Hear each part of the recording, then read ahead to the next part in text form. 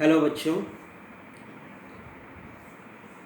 मैं पूर्व माध्यमिक विद्यालय नौनहरा के सहायक अध्यापक श्रीकांत मौर्य।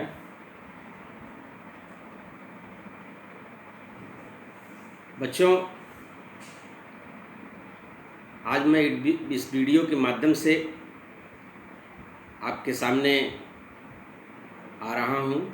बड़ी लंबी छुट्टी बीत चुकी है और इस लंबी छुट्टी में हम सभी अपने घरों में बंद हैं। जैसा कि आप जानते हैं कि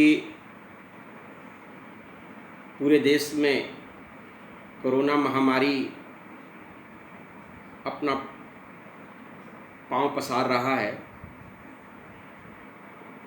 पूरा देश दहशत की स्थिति में है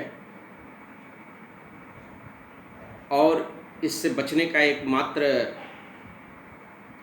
उपाय है कि हम अपने घरों में ज़्यादा से ज़्यादा रहें, बाहर ना निकलें और अगर बाहर निकलना ज़रूरी भी हो तो हम ये ज़रूर ख्याल रखें कि दूसरे से हम दूरी बना कर रहें। इसे हम सोशल डिस्टेंसिंग के नाम से जान रहे हैं। सोशल डिस्टेंसिंग का मतलब यह है कि हम बाहर अगर निकलते हैं तो निश्चित रूप से दूसरे लोगों से अपनी दूरी बनाएं। कम से कम 3 फीट की दूरी जरूर बना करके रखें। अपने मुंह पर मास्क लगाएं। अगर मास्क आपको संभव न हो तो मुंह पर गमछा जरूर बांधें। और इससे बचना ही एकमात्र उपाय है। आप सभी जानते हैं कि इसका कोई इलाज अब तक नहीं खोजा जा सका है, लेकिन वैज्ञानिक इस प्रयास में लगे हुए हैं। आज नहीं तो कल इसका इलाज संभव होगा। लेकिन इस महामारी के बीच जब हम अपने घरों में बंद हैं, जैसा आप जानते हैं कि पूरा लगभग 1 महीना होने जा रहा है विद्यालयों को बंद हुए, और इस बीच आप लोगों से कोई कांटेक्ट नहीं हो रहा है। जो लोग UP Nonhara education WhatsApp group पर जुड़े हुए हैं, लगभग 15 छात्र के आसपास इसमें जुड़े हुए हैं।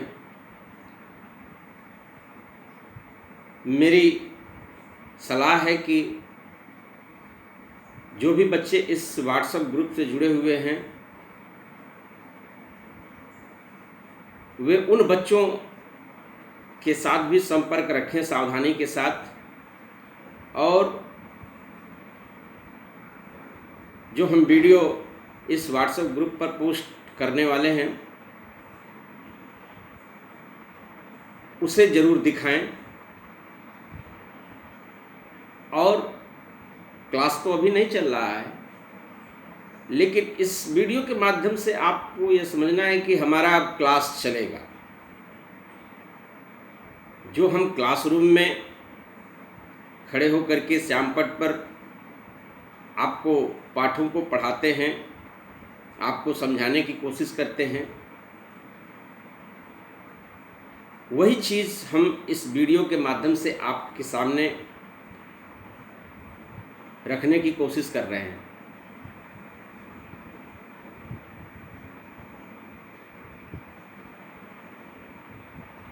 पूर्व माध्यमिक विद्यालय नौनहरा के सभी शिक्षक इस व्हाट्सएप ग्रुप से जुड़े हुए हैं और वे अपने अपने विषयों के बारे में अपने वीडियो ज़रूर डालेंगे।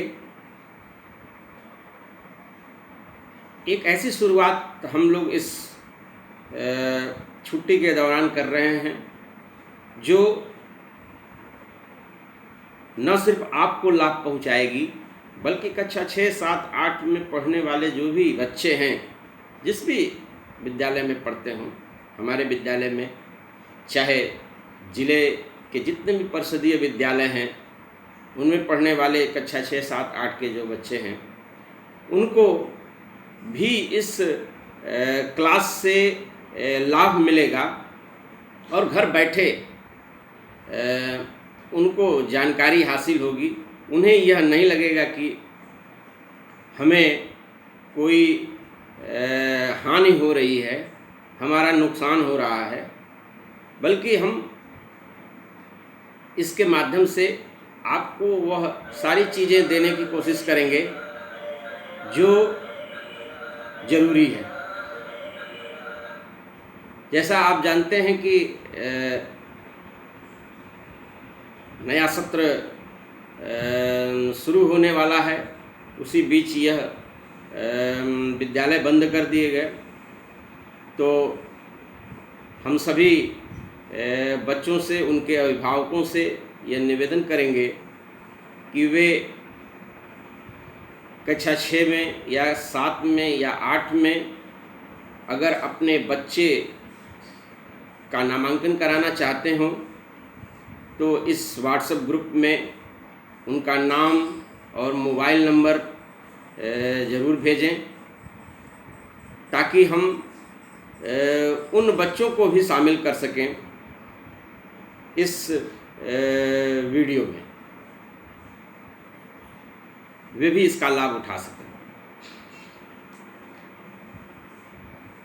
जाहिर सी बात है, ये पहला हमारा वीडियो है, तो हो सकता है कि ये वीडियो लंबा हो और हम आगे के वीडियो में यह कोशिश करेंगे कि 40 से 45 मिनट का ही यह वीडियो बनाया जाए। यह वीडियो कुछ लंबा हो सकता है। बच्चों, आज हम इस वीडियो में जो बात करना चाहते हैं वो इतिहास, चूँकि मैं कक्षा में इतिहास पढ़ाता हूँ, भूगोल पढ़ाता हूँ और अंग्रेजी भी पढ़ाता हूँ, तो अंग्रेजी पढ़ाने के लिए जो संसाधन चाहिए वो हमारे घर में फ़िलहाल उपलब्ध नहीं है। ख़ासतौर से वाइट बोर्ड चाहिए और मार्कर चाहिए, जो अभी संभव नहीं है। इसलिए अभी अंग्रेजी विषय को हम दूसरे तरीके से आपके सामने प्रस्तुत करेंगे। हम इतिहास पढ़ाते हैं, तो इतिहास को हम सबसे पहले लेते हैं और कक्षा 6 में इतिहास का जो पहला पाठ है उसके बारे में हम चर्चा करेंगे, क्योंकि जाहिर सी बात है कि कक्षा 6 में नए बच्चे जुड़ेंगे और जो कक्षा 6 से 7 में जो बच्चे गए हैं उनको कक्षा 6 की चीज़ों को रिवाइज करने का मौका मिलेगा और कक्षा 7 से 8 में जो बच्चे गए हैं उनको भी पीछे की जो बातें हैं इतिहास से संबंधित, वो उनको लाभ पहुंचाएंगी। तो चलते हैं, शुरू करते हैं। इतिहास का पहला पाठ, कक्षा 6 में जो इतिहास का पहला पाठ है, कब और कैसे इतिहास क्या है, कैसे हम जाने कि बीते समय में क्या हुआ था, हमें बीते हुए समय के बारे में जानकारी कैसे मिलती है। तो उस सवाल के साथ ही मैं अपनी चर्चा शुरू करूंगा। पहला सवाल यही है कि इतिहास क्या है, इतिहास किसे कहते हैं।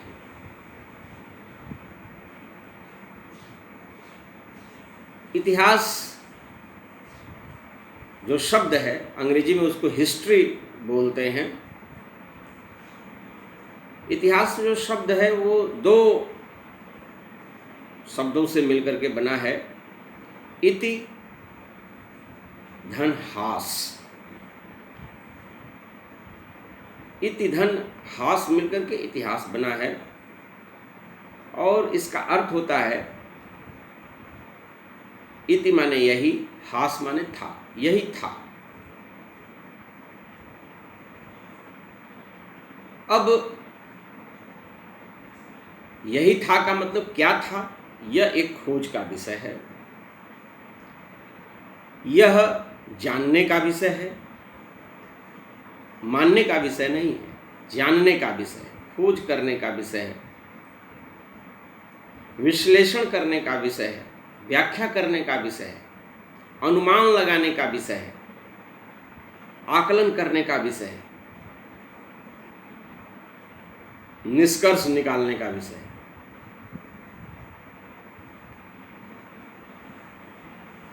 तो इतिहास क्या है, इसको समझने के लिए हम एक छोटे से आपके बीच से ही एक कहानी के रूप में इसको मैं रखना चाहूँगा। देखिए बच्चों, आपके परिवार में आपके पिताजी होंगे, आपके दादाजी होंगे, आपकी दादी होंगी, आपके भाई बहन, चाचा चाची वगैरह सब परिवार में रहते हैं। वैसे परिवार तो अब एकल परिवार हो चुका है, तो उस एकल परिवार में कम ही लोग रहते हैं, 4 से 5 लोग रहते हैं। फिर भी कुछ ऐसे परिवार आपको मिलेंगे।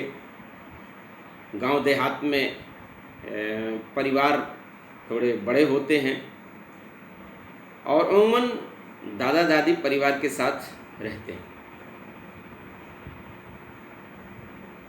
एक बात अगर पूछी जाए कि आपके परिवार में पिताजी हैं, दादाजी हैं, उनका नाम आप जानते हैं, उनके बारे में जानते हैं, वो कैसे रहते हैं, क्या करते हैं, क्या करते रहे होंगे, यह जानना है तो आपके पिता और आपके दादा दादी जीवित हैं, उनसे आप बात करके जान सकते हैं कि क्या आपके दादाजी आज जैसे रह रहे हैं, क्या 40 साल पहले, 30 साल पहले वैसे ही रहते थे, किस तरह से जीवन जीते थे, इसके बारे में आप जान सकते हैं। ज़रूर अपने दादा दादी से इस पर बात करें, उनसे पूछें कि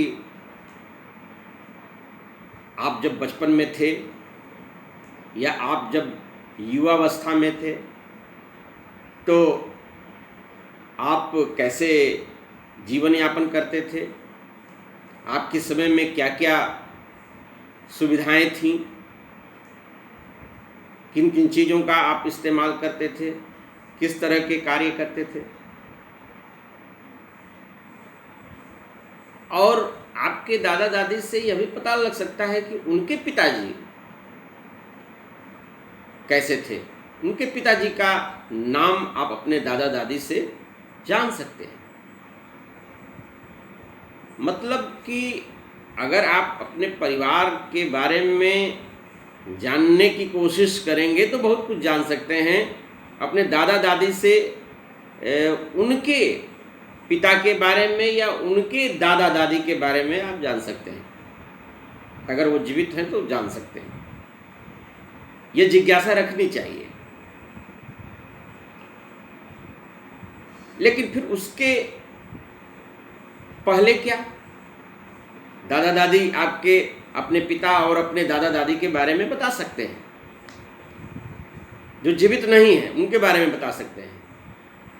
लेकिन उससे पीछे अगर हम जा कर के यह सवाल अपने दादा दादी से पूछें तो शायद आपके दादा दादी भी जो है वह नहीं बता पाएंगे कि हमारे परिवार में और कौन लोग थे और कैसे उनकी ज़िंदगी चलती थी।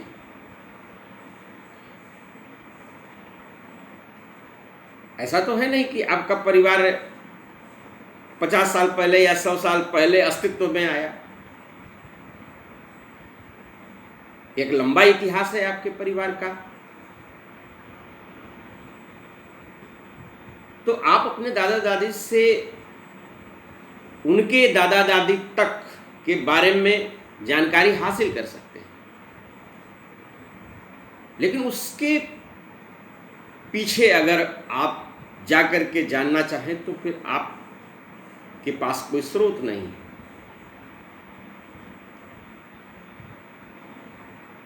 दादा दादी आपके स्रोत थे जो आपको ज़बानी बहुत सी बातें बता सकते हैं, वो बताएंगे।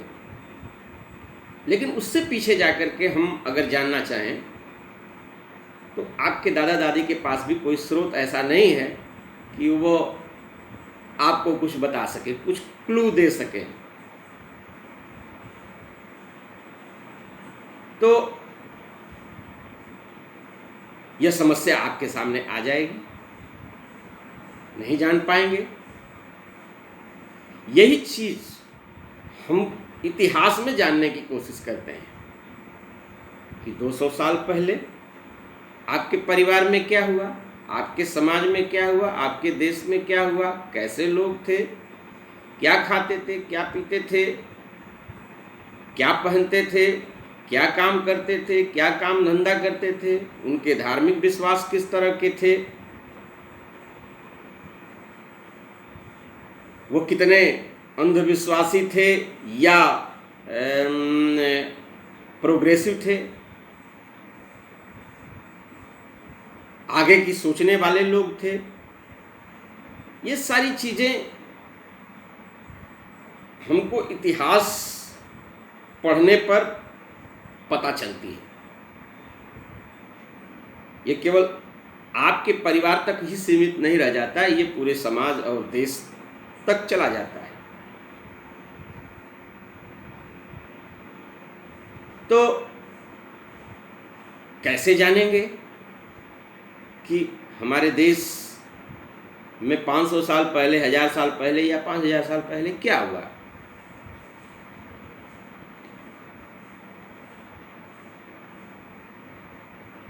तो पहले तो यह जान लें कि इतिहास क्या है।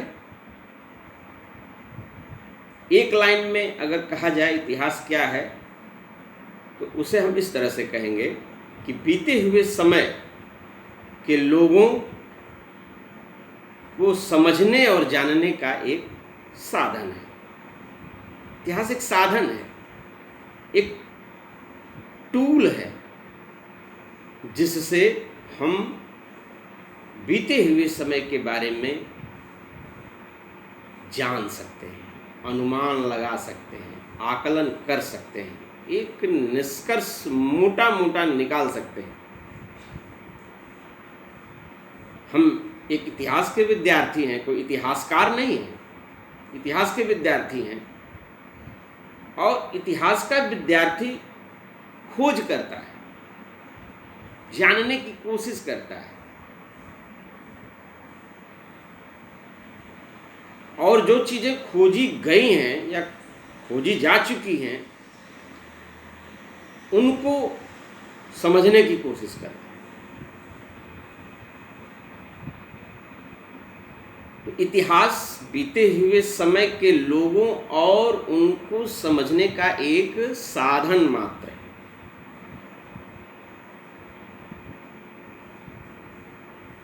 अगर हमें 500 साल पहले के लोगों के बारे में समझना है, उस समय के समाज के बारे में समझना है, उस समय के धर्म के बारे में समझना, उस समय के राज्य के बारे में समझना, उस समय के प्रशासन के बारे में समझना है, तो हमें कुछ चीज़ों पर निर्भर होना पड़ेगा।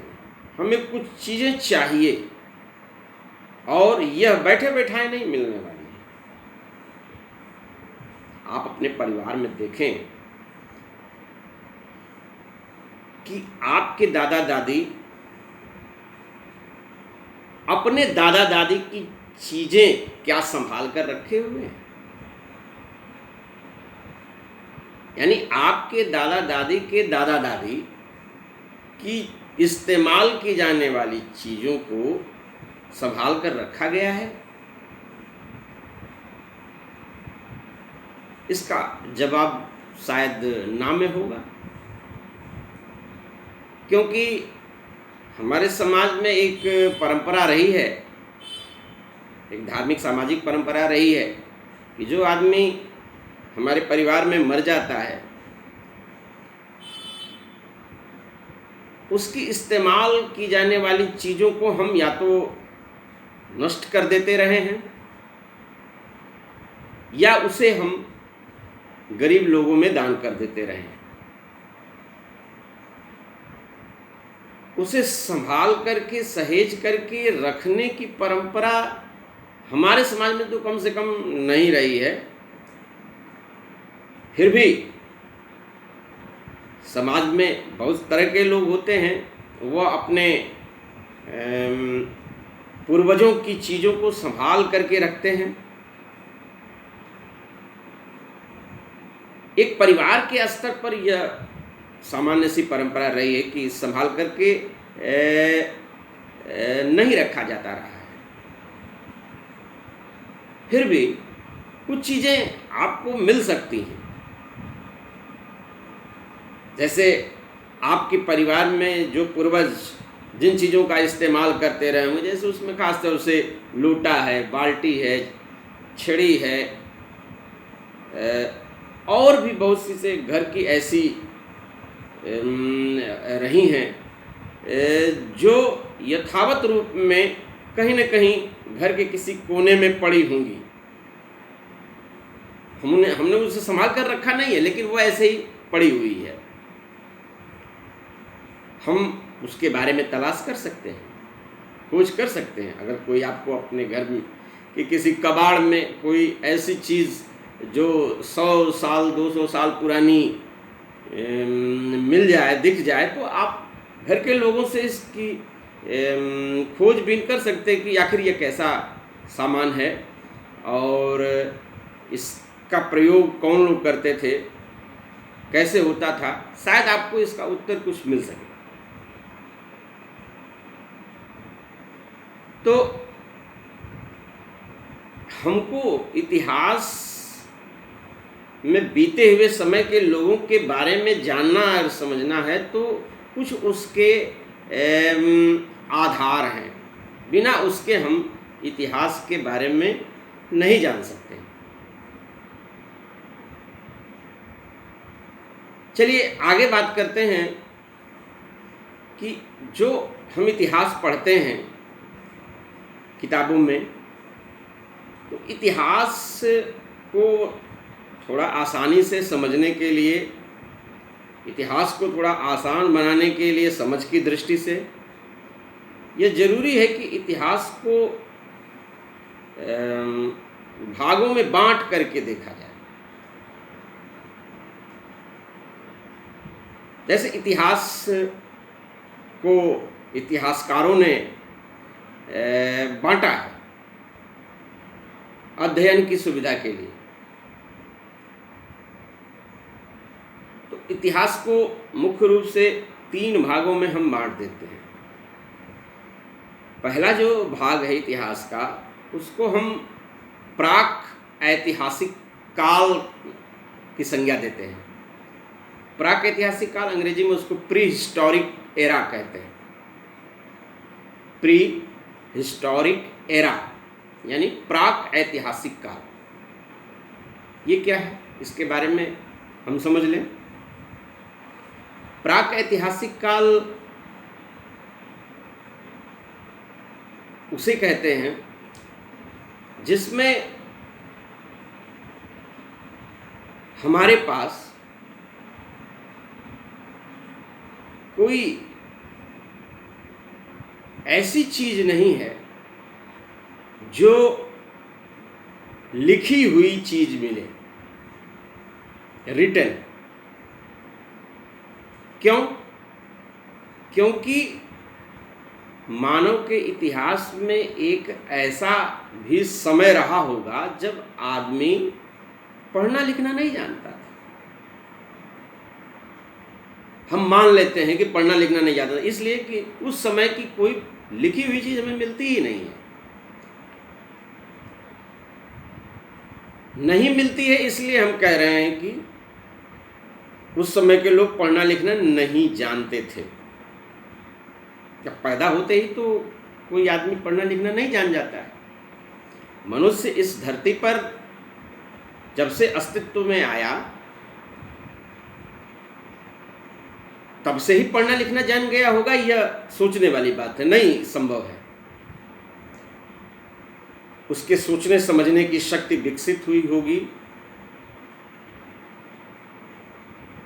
उसने भाषा का विकास किया होगा, तब वह आज हम जिस तरह से बातचीत करते हैं, भाषा का उपयोग करते हैं,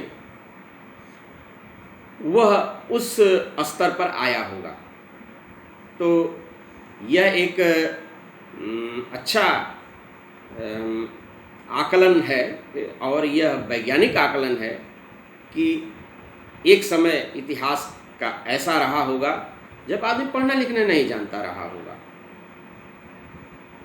वह बिल्कुल अपने प्रारंभिक अवस्था में रहा होगा, आदिम अवस्था में रहा।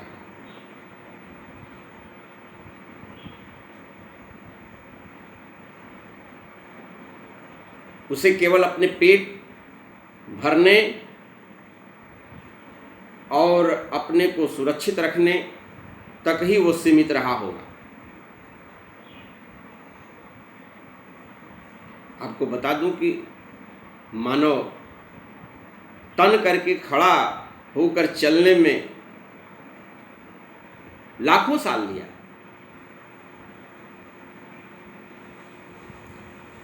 और जब तक हम तन करके खड़े होकर के चलने लायक नहीं हुए,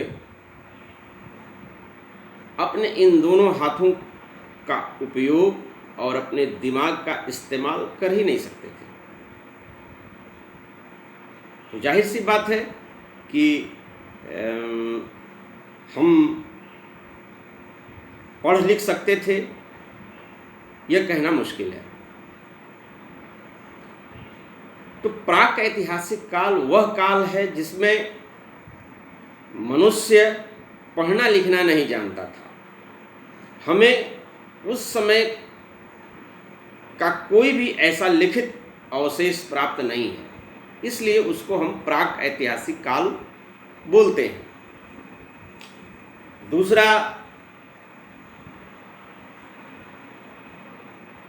जो भाग है इतिहास का वह है आद्य ऐतिहासिक काल। आद्य ऐतिहासिक काल उस काल को कहते हैं जब मनुष्य उस काल में पढ़ना लिखना जानता था। उसने जो कुछ भी लिखा, चाहे वो पत्थरों पर लिखा हो, गुफाओं की दीवारों पर लिखा हो,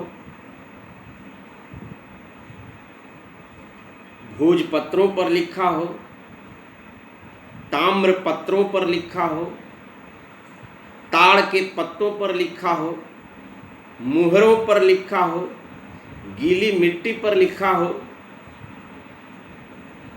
उस समय तो यही चीजें थी जिस पर वो लिख सकता था। कागज तो आज की तरह उपलब्ध नहीं था, कागज तो बिल्कुल नई खोज है।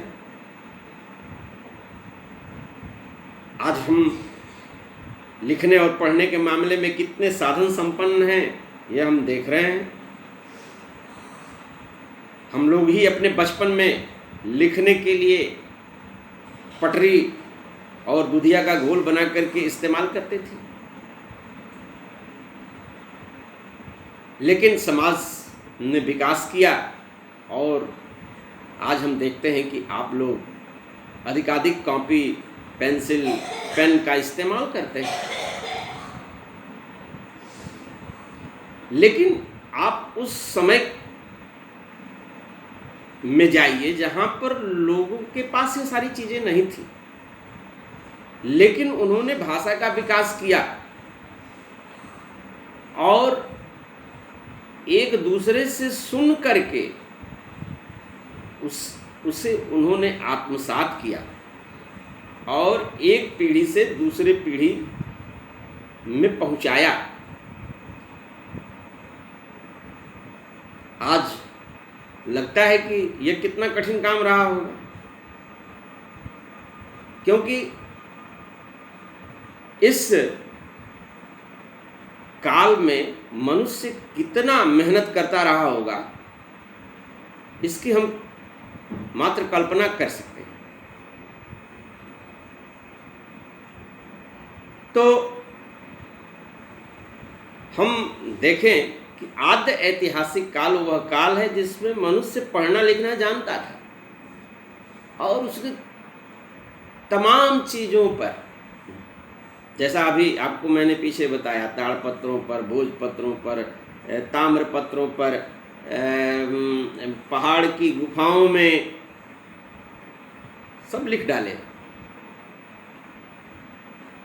लेकिन दिक्कत क्या है कि हम आज जिस आधुनिक सभ्यता में रहते हैं, इतने पढ़े लिखे और विद्वान लोग भी हैं, सभ्यता हमारी काफ़ी विकसित है, ये लोग अभी तक उस स्क्रिप्ट को जो लिखा हुआ है